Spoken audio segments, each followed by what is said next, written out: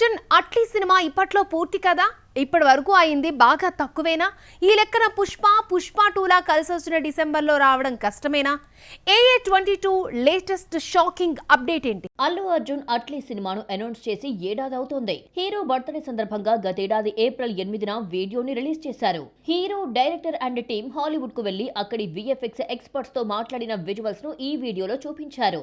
ఆ వెంటనే దీపికా పదుకోణి నటిస్తోందని చెబుతూ మరో వీడియో కూడా రిలీజ్ చేశారు.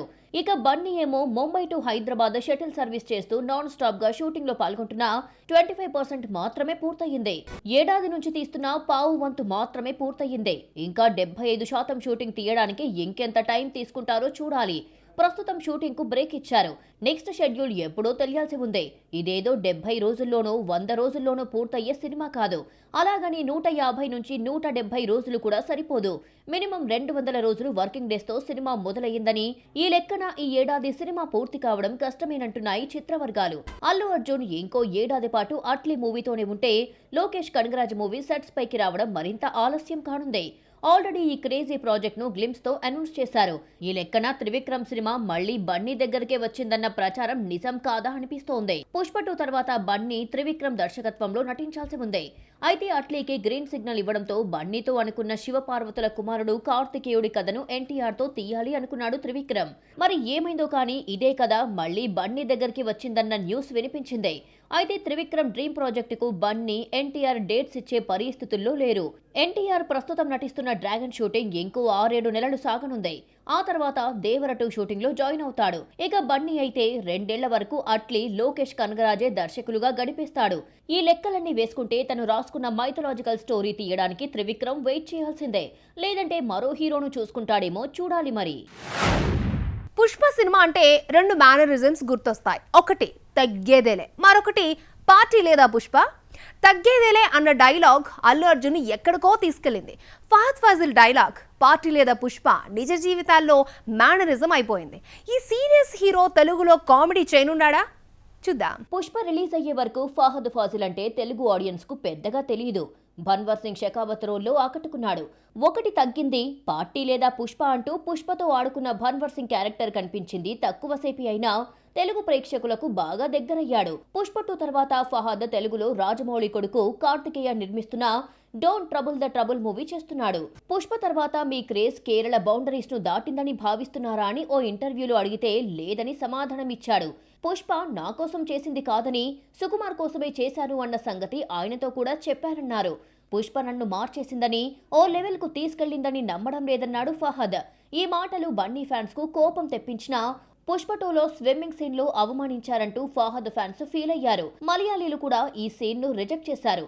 దీంతో పుష్ప 2కు మలయాళంలో ఓపెనింగ్స్ తప్ప లాంగ్ రన్ లేకుండా పోయింది. తెలుగు వారికి గుండుతో కన్నింగ్ పోలీస్ గా కనిపించిన ఫహద్ నవ్వించడానికి రెడీ అవుతున్నాడు.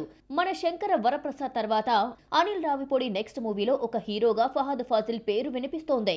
మరో హీరోగా వెంకీ నటిస్తాడని, ఈ ఇద్దరు అన్నాదమ్ములుగా కనిపిస్తారని తెలిసిందే. నిన్నటి వరకు మన శంకర వరప్రసాద్ ప్రమోషన్ లో ఎక్కడ చూసినా కనిపించిన అనిల్ ఎంతలోనే కథ ఎప్పుడు రెడీ చేసుకున్నాడు గానీ నెక్స్ట్ మూవీ హీరోయిన్స్ ను లైన్ లో పెట్టేయడం షాక్ ఇస్తోంది. ఆల్రెడీ రాసుకున్న కథకు హీరోలుగా వెంకీ, ఫహద్ ను అనుకున్నాడట. ఇదే నిజమైతే వెంకీ, అనిల్ కాంబోలో ఇది 5వ సినిమా. వరుసగా 3వది. F2, F3 సంక్రాంతికి వస్తున్నాం. మన శంకర వరప్రసాద్ తర్వాత 5వసారి వెంకీ, అనిల్ కాంబో రిపీట్ అవుతుంది. ఫ్యామిలీ యాక్షన్ ఎంటర్టైన్మెంట్ కు అనిల్ రావిపూడి బ్రాండ్ అంబాసిడర్ అయిపోయాడు. మరి మనకు తెలిసిన సీరియస్ యాక్టర్ ఫహద్ తో అనిల్ ఎంటర్టైన్ చేయిస్తాడేమో మరి. బౌండెడ్ స్క్రిప్ట్ ను 3-4 నెలల్లో, సినిమాను 5-6 నెలల్లో తీసేయడం అనిల్ కు తెలిసిన విద్యే కాబట్టి సమ్మర్లో సినిమాను మొదలుపెట్టినా 2027 సంక్రాంతికి తీసుకొచ్చేస్తాడు.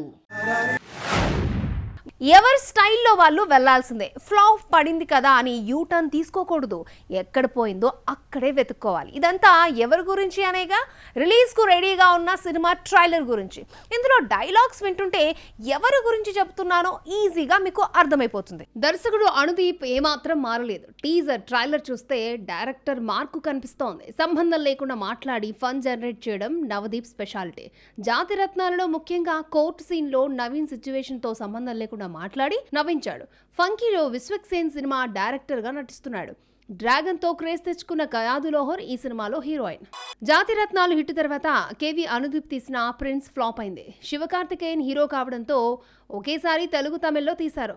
సినిమా తమిళకు నచ్చకపోవడంతో దర్శకుడిపై విమర్శలతో విరుచుకుపడ్డారు. గ్యాప్ తీసుకుని అనుదీప్ తీసిన ఫంకీ 13న థియేటర్స్ లోకి వస్తోంది. ట్రైలర్ ని రిలీజ్ చేశారు. జాతిరత్నాలతో 50 కోట్లు కలెక్ట్ చేసిన అనుదీప్ కు ప్రిన్స్ వంటి ఫ్లాప్ తర్వాత తీసిన ఫంకీ సక్సెస్ చాలా ఇంపార్టెంట్. అలాగే gangs of Godavari, mechanical Rocky వంటి ఫ్లాప్స్, లైలా వంటి డిజాస్టర్స్ తో వెనకబడిపోయిన విశ్వక్ ఫంకీతో ఫామ్ లోకి వస్తానన్న ఆశతో ఉన్నాడు. పండక్కి 5 సినిమాలు వస్తే యునానిమస్ హిట్ టాక్ నారి నారి నడుము మురారికి మాత్రమే వచ్చింది. డిస్ట్రిబ్యూటర్లో పెట్టిన పెట్టుబడికి దాదాపు డబుల్ వచ్చినా అంచనాలను చేరుకోలేకపోయింది.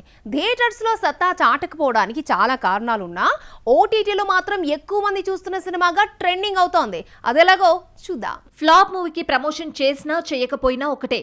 ఒక్కోసారి చెయ్యకపోవడమే మంచిది. హిట్ టాక్ తెచ్చుకున్న సినిమాకు మౌత్ టాక్ పెద్ద ప్రమోషనే అయినా మేకర్స్ కూడా పట్టించుకోవాలి, లేకపోతే రేస్లో వెనకబడిపోతుంది. అనగనగా ఒక రాజు కోసం నవీన్ పోలిశెట్టి, మనశంకర్ వరప్రసాద్ గారు కోసం అనిల్ రావిపూడి టీం చేసిన సందడితో పోల్చుకుంటే నారీ నారీ నడుమ మురారికి చేసింది తక్కువే. సంక్రాంతి పండక్కి 5 సినిమాలొస్తే నారీ నారీ నడుమ మురారి అన్నింటికంటే ఆలస్యంగా 14న సాయంత్రం ఆటతో రిలీజ్ అయిన పాజిటివ్ టాక్ విషయంలో టాప్లో నిలిచింది. అయితే సంక్రాంతి సెలవుల్లో థియేటర్స్ దొరక్క భారీ వసూళ్లు మిస్ చేసుకుంది. ఆ తర్వాత థియేటర్స్ దొరికినా సంక్రాంతి సెలవులు అయిపోయాయి. సినిమాను 10 కోట్లకు అమ్మితే 19 కోట్ల షేర్, 35 కోట్ల గ్రాస్ తీసుకొచ్చింది. ఎక్కువ థియేటర్స్ దొరికితే మాత్రం 25 కోట్ల షేర్, 55 కోట్ల గ్రాస్ వసూలు చేసేదని ట్రేడ్ వర్గాల అంచనా. థియేటర్స్ కొరత, సరైన ప్రమోషన్ లేకపోవడంతో నారీ నారీ థియేటర్స్ లో ఎక్స్పెక్ట్ చేసినంత కలెక్ట్ చేయలేకపోయింది. అయితే ఓటీటీలో మాత్రం దూసుకుపోతోంది. ఫిబ్రవరి 4న అమెజాన్లో స్ట్రీమింగ్ కాగా ఎక్కువ మంది చూస్తున్న చిత్రంగా టాప్ ప్లేస్లో ట్రెండింగ్ అవుతోంది. పండుగ సీజన్లో తక్కువ థియేటర్స్లో టికెట్లు దొరక్క చూడాలన్నా చూడలేకపోయిన వాళ్లు సినిమాను ఓటీటీలో ఆదరిస్తున్నారు. దీంతో నారీ నారీ థియేటర్స్లో కంటే ఓటీటీలో జోరు చూపిస్తోంది. ఫ్లాప్ సినిమాను ఓటీటీలో చూడడానికి ఇంట్రెస్ట్ చూపించడం లేదు. బాగున్న సినిమాలనే మళ్లీ చూడాలనుకుంటున్నారు. హిట్ అయిన సినిమాల్లో లెంగ్త్ ఎక్కువని తీసేసిన సీన్స్ ను ఓటీటీ వర్షన్ లో కలిపి మరోసారి చూడాలన్న ఆసక్తి పెంచుతున్నారు. సంక్రాంతి సినిమాల్లో ఎక్కువ లాభాలు తీసుకొచ్చిన మనశంకర్ వరప్రసాద్ ఈ నెల 11న ఓటీటీలోకి వచ్చేస్తోంది. కథకు అడ్డంగా ఉన్నాయని విటి గణేశన్ సీన్స్ ను తీసేశారు. వీటిని ఓటీటీ వర్షన్ లో కలిపే ఛాన్స్ ఉంది. థియేటర్స్ లో హిట్ అయిన మనశంకర్ వరప్రసాద్ ఓటీటీని కూడా శాసిస్తుందో లేదో చూద్దాం. మనశంకర్ వరప్రసాద్ 11న జీ5లో ఏకంగా 7 భాషల్లో స్ట్రీమింగ్ కావడం విశేషం. హిందీ, సౌత్ ఇండియన్ లాంగ్వేజెస్ తో పాటు మరాఠీ, బెంగాలీలో కూడా స్ట్రీమింగ్ చేస్తున్నారు. ఇప్పటికీ వీకెండ్లో మంచి వసూళ్లు రాబడుతున్నా 11న ఓటీటీలోకి వచ్చేయడంతో ఈ వీకెండ్తో కలెక్షన్స్ కు ఫుల్ స్టాప్ పడనుంది. ఆ మధ్య ఐటెం సాంగ్ అంటే ముందుగా ఊర్వశి రౌతేలా గుర్తొచ్చేది. వరుస ఛాన్స్లతో టాలీవుడ్ ని ఏలేస్తుందనుకుంటే ఉన్నట్టుండి మాయమైపోయింది. ఈ అమ్మడు కనిపించి ఏడాది దాటింది. తెలుగు ఆఫర్స్ మాత్రమే రావడం లేదా, లేదంటే ఫేడౌట్ అయిపోయిందా? ఊర్వశి రౌతేలా ఇండస్ట్రీకి వచ్చి 10 ఏళ్లు దాటింది. బాలీవుడ్లో నటించిన పేరు రాలేదు. భారీ ఆఫర్స్ అంతకంటే లేవు. ఈ అమ్మడికి క్రేజ్ తీసుకొచ్చే బాధ్యతను తెలుగు సినిమా తీసుకున్నా టాలీవుడ్ వల్ల కూడా కాలేదు. ఆ మధ్య వరుస సినిమాల్లో కనిపించి ఒక్కసారిగా మాయమైపోయింది. బాలీవుడ్ బోల్డ్ బ్యూటీ ఊర్వశి రౌతేలా 10 ఏళ్ల క్రితం తన 19వ ఏట సింగ్స్ ఆఫ్ ది గ్రేట్ మూవీతో ఎంట్రీ ఇచ్చింది. స్కిన్ షోకి తెరలేపిన ఈ అమ్మడికి వచ్చిన ఆఫర్స్ అంతంత మాత్రమే. తెలుగులో ఎంట్రీ ఇచ్చిన 3 ఏళ్లలో 5 సినిమాలు చేసింది. ఊర్వశి రౌతేలా బ్లాక్ రోజ్ సినిమాలోని ఐటెం సాంగ్ తో తెలుగు ప్రేక్షకులకి పరిచయం అయింది. అయితే బ్లాక్ రోజ్ మూవీలో ఐటెం సాంగ్ చేసిన సంగతే తెలీదు. వాల్తేరు వీరయ్యలో ఐటెం సాంగ్ చేసిన తర్వాత తెలుగులో బిజీ అయింది. తెలుగులో ఫస్ట్ ఐటెం హిట్ కావడంతో ఐటెం సాంగ్స్ కి ఊర్వశి కేర్ ఆఫ్ అడ్రస్ అయిపోయింది. వరుస పెట్టి ఏజెంట్, బ్రో, స్కందలో తలుక్కున మెరిసింది Rautela. Hit item girl Urvashi కాస్త రాను రాను ఐరన్ లెగ్ అయిపోయింది. 4 సినిమాలు చేస్తే వాల్తేరు వీరయ్య తప్ప బ్రో, ఏజెంట్, స్కంద నిరాశపరిచాయి. హ్యాట్రిక్ హీరో బాలయ్య ఆశస్సులతో డాకు మహారాజులో ఏకంగా పోలీస్ ఇన్స్పెక్టర్ రోల్లో కనిపించింది ఊర్వశి. సినిమా కమర్షియల్ గా ఓకే అనిపించుకున్నా రిలీజ్ అయి ఏడాది దాటినా ఊర్వశికి మరొక ఆఫర్ దక్కలేదు. అదృష్టం బాగుంటే కాంతార చాప్టర్ 1లో నటించేది ఊర్వశి. ఈ అమ్మడి పేరు ప్రకటించినా ఎందుకో కానీ hero cum director Rishab Shetty ఈ అమ్మడిని పక్కన పెట్టేశాడు. టాలీవుడ్ లో ఒక్కసారిగా మెరిసి మాయమైపోయిన ఊర్వశి ప్రస్తుతం హిందీలో welcome to the jungle, Kasur movies లో నటిస్తోంది. బాక్స్ ఆఫీస్ లో మరిన్ని అప్డేట్స్ ఏమున్నాయో చూసిద్దాం. సంతోష్ శోభన్ హీరోగా ఎలిమెంట్ పిక్చర్స్ జీ స్టూడియోస్ నిర్మిస్తున్న సినిమా రాకాస ఏప్రిల్ 3న రిలీజ్ అవుతోంది. కమిటీ కుర్రోళ్లు హిట్ తర్వాత మానస శర్మ దర్శకత్వంలో నిహారిక కొణిదెల ఈ సినిమాను నిర్మిస్తోంది.